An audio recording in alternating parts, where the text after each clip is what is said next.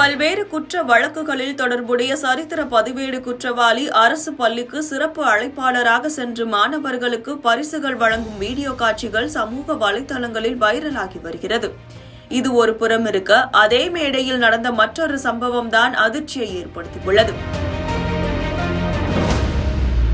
திருப்பத்தூர் மாவட்டம் ஆம்பூர் அருகே உள்ள கன்றாம்பள்ளி பகுதியில் ஊராட்சி ஒன்றிய நடுநிலைப் பள்ளி செயல்பட்டு வருகிறது. இந்த பள்ளியில் நேற்று ஆண்டு விழா நடைபெற்றது.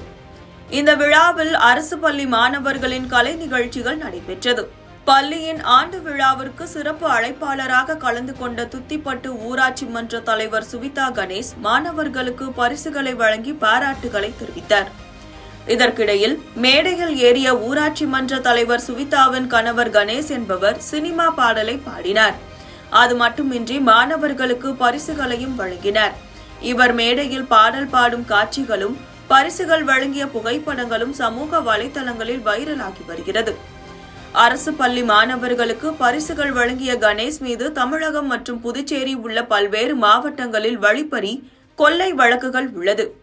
அது மட்டுமின்றி இவர் ஒரு சரித்திர பதிவேடு குற்றவாளி என்பது குறிப்பிடத்தக்கது.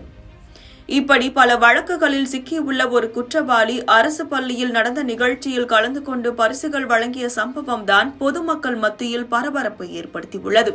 இந்த சம்பவம் குறித்து மாவட்ட கல்வித்துறை அதிகாரிகள் மற்றும் போலீசார் தீவிர விசாரணை மேற்கொண்டு வருகின்றனர்.